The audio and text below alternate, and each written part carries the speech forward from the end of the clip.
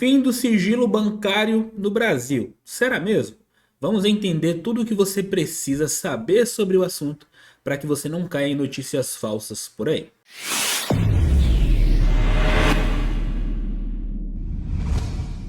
Fala, meus queridos, sejam bem-vindos a mais um vídeo aqui no canal da Comunidade Contábil. Se você não me conhece, eu sou o professor Diego Braga, eu sou contador e sou professor de contabilidade aqui da Comunidade Contábil e é sempre um prazer ter você aqui com a gente. Lembrando que toda semana a gente posta muito vídeo aqui, bastante conteúdo, toda semana a gente tem aula ao vivo.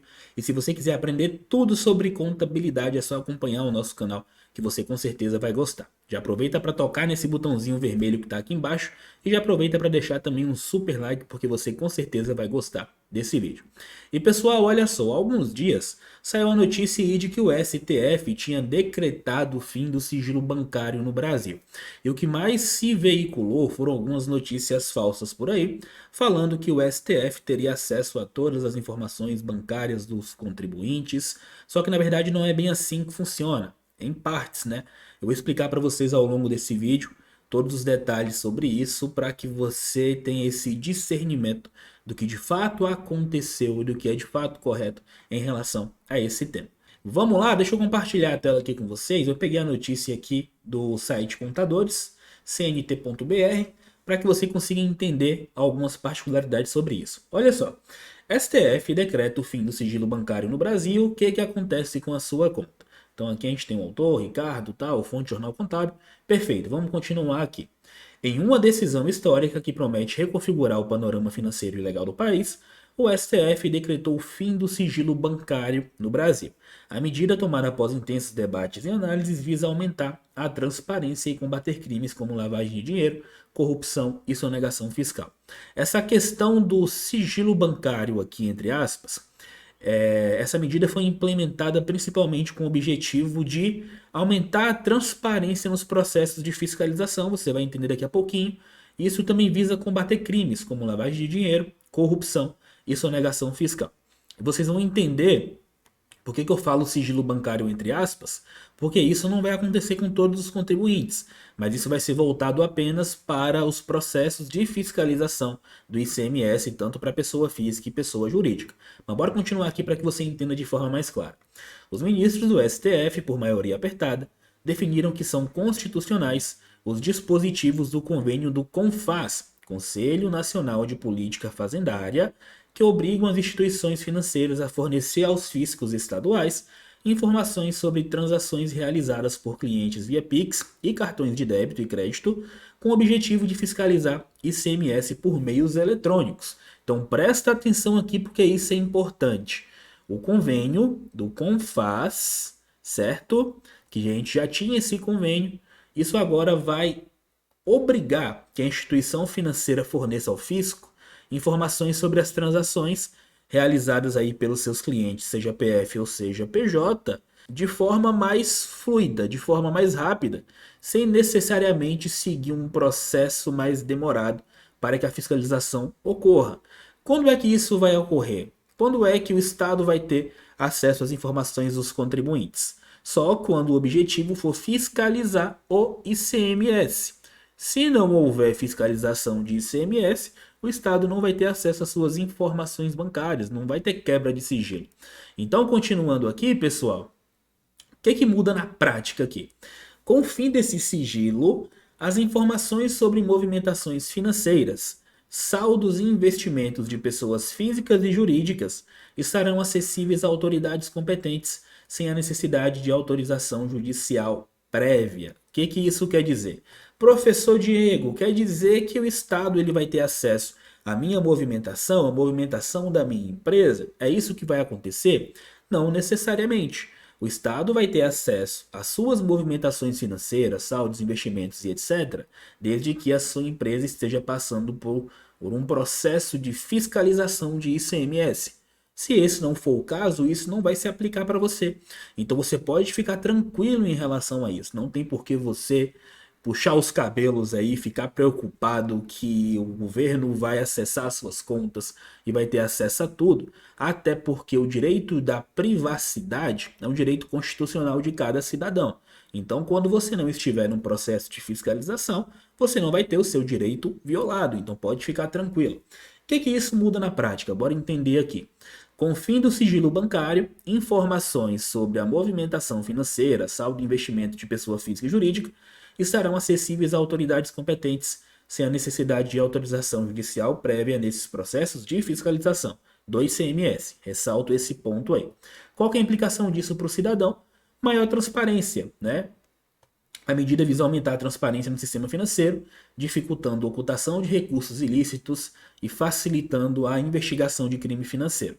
Combate à corrupção e sonegação. Espera-se que o fim do sigilo bancário contribua para o combate à corrupção e à sonegação fiscal, uma vez que as autoridades terão acesso facilitando informação financeira. Então, isso vai ser uma medida para que seja combatida a sonegação, para que seja combatida a corrupção aí de alguma forma. E a privacidade em xeque. O que é isso aqui? A decisão levanta preocupações sobre a privacidade dos cidadãos que terão as suas informações financeiras expostas, cidadãos que forem objeto de fiscalização. Só que o STF ressalta que o acesso a essas informações será restrito a autoridades competentes em casos específicos da fiscalização, com o objetivo de garantir um equilíbrio entre transparência e privacidade. Vamos lá, qual que é a implicação disso para você que é pessoa jurídica?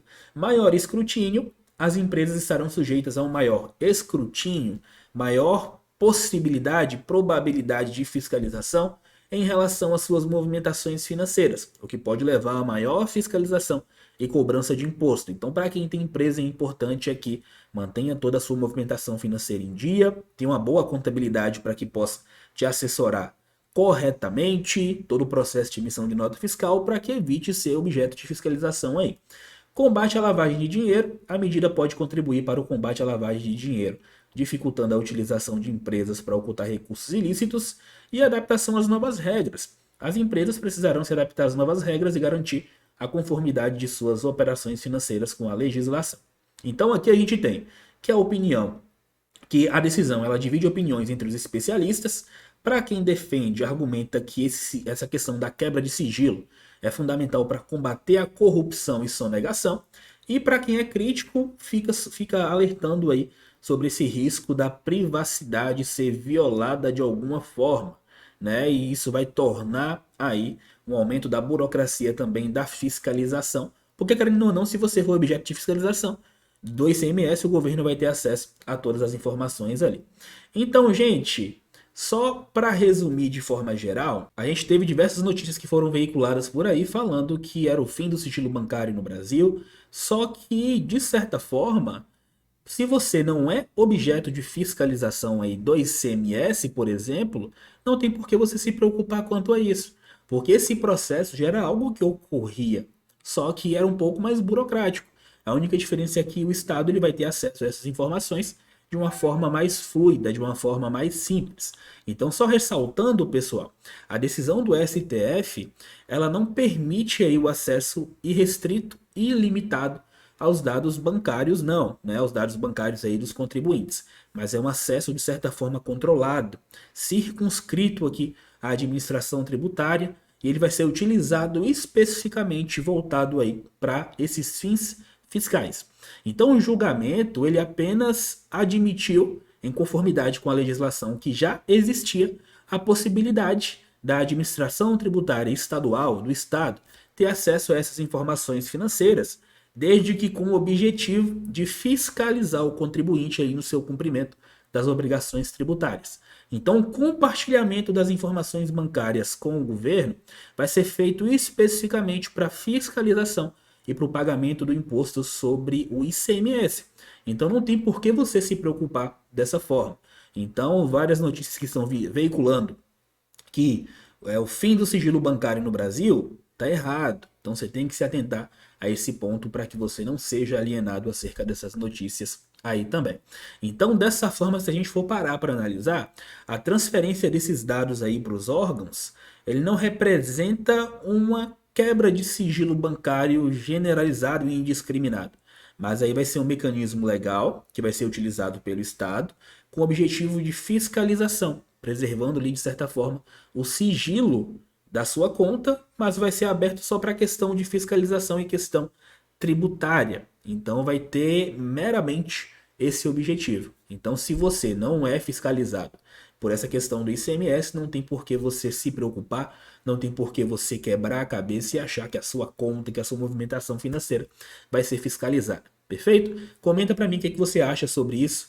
Se você viu falando em algum lugar sobre essa quebra de sigilo bancário, se seria para todos os cidadãos, se não seria, aproveita e comenta o que você achou aqui embaixo, deixa a sua opinião pra gente. Lembrando que se você quiser ficar por dentro de todas as notícias e todos os conteúdos que a gente aborda, já aproveita para se inscrever no canal aqui embaixo, deixa um like se você gostou do vídeo e comenta aqui embaixo sua opinião, que é muito importante pra gente também. Pessoal, forte abraço, até o próximo vídeo e fui!